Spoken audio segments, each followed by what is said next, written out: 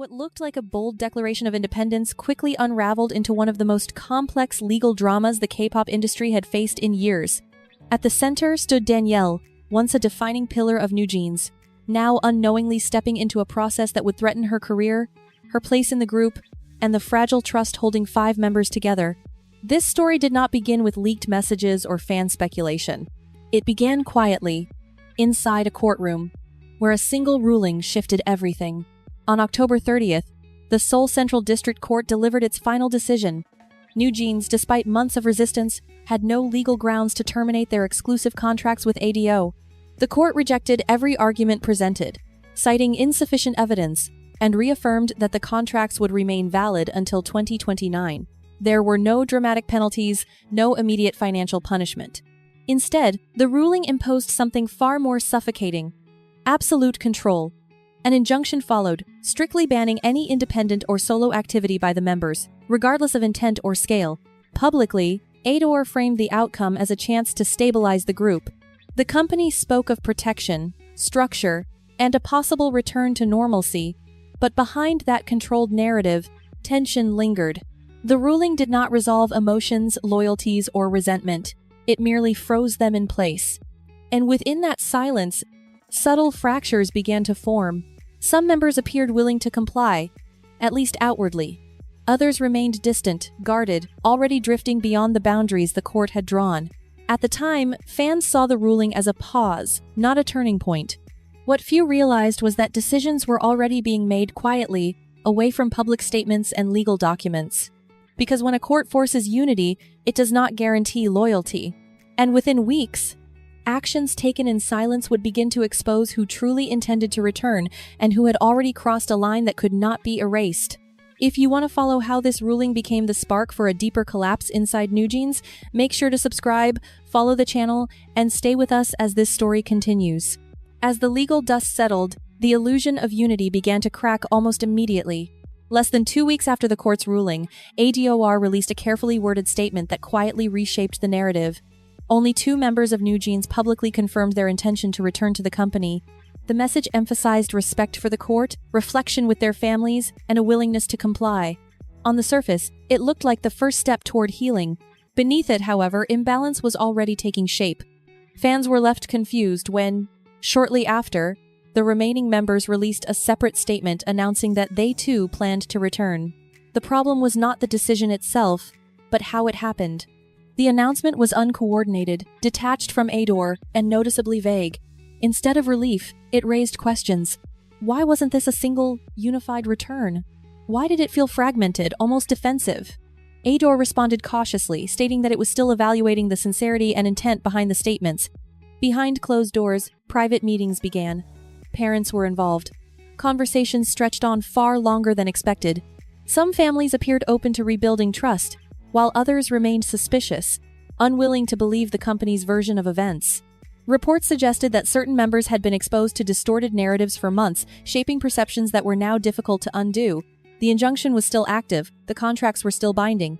Yet not everyone seemed to be operating under the same understanding of reality. As weeks passed, one name began to surface repeatedly in quiet speculation: Danielle.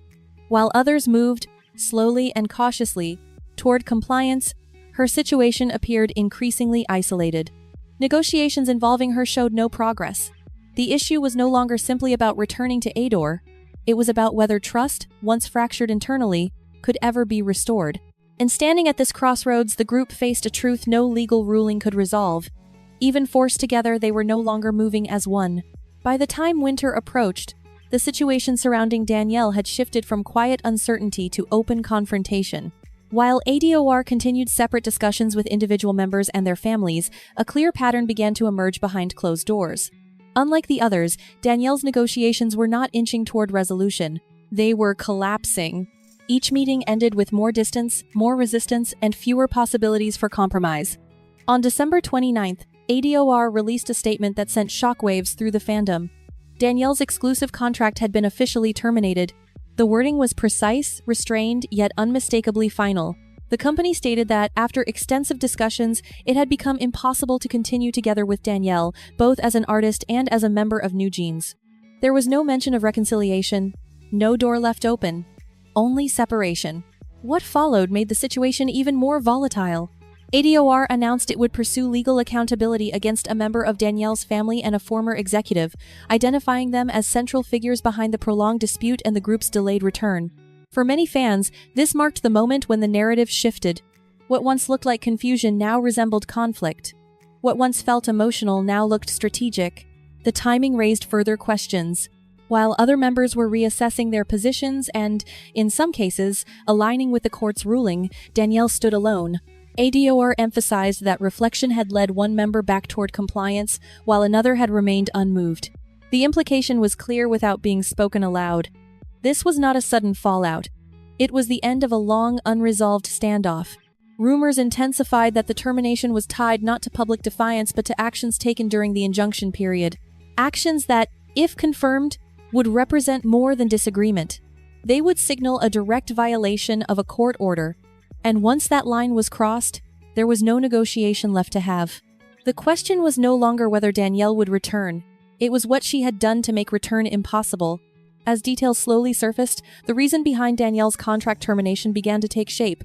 According to alleged industry insiders, the core issue was not public rebellion, but a breach carried out quietly, far from the spotlight. Despite the injunction clearly prohibiting any independent or solo activity, Danielle was accused of signing conflicting agreements while still bound by her exclusive contract with ADO. If proven, this alone would have justified immediate termination. The most explosive allegation involved a luxury watch brand. Originally, NewJeans was expected to enter a three-party agreement involving the group, ADOR, and the brand, a standard structure designed to protect all sides. However, during the dispute period, Danielle allegedly proceeded with a separate two-party contract, excluding both the company and the group. At the time, ADOR reportedly believed her activities were linked to the original agreement until payments failed to appear and the truth became impossible to ignore.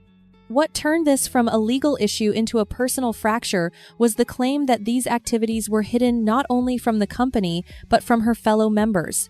Undisclosed overseas schedules, private negotiations, and solo commitments painted a picture of someone moving forward alone, while the rest of the group remained legally frozen. For the other members, this was no longer about contracts. It was about loyalty. When the allegations surfaced internally, trust collapsed. In a group already under pressure, that collapse became irreversible. One silent decision had forced everyone else to confront an uncomfortable reality. When one member breaks away in secrecy, the cost is shared by all. And with trust gone, the fallout was only beginning. As the fallout spread, attention shifted to a figure who had remained largely in the shadows, Danielle's mother. According to multiple accounts, her influence had been present long before the public dispute began. She was described as one of the strongest voices encouraging separation from ADOR, maintaining close ties with former executives and quietly promoting alternative paths outside the company. What was framed as protection and independence increasingly appeared as direction and control. Allegations escalated when reports suggested she interfered directly with the return process of other members. Meetings were delayed. Communication channels grew unstable. Families were exposed to conflicting narratives, blurring the line between concern and manipulation. Hanni's situation drew particular scrutiny. As a foreign member navigating language barriers and an unfamiliar legal system, she was especially vulnerable. What should have been a clear discussion with the company turned into weeks of hesitation, fueled by distorted information and secondhand pressure. The most controversial claim was that Danielle's mother encouraged Hanni to act as the group's public voice during the peak of the dispute. Whether intentional or not, the result was devastating.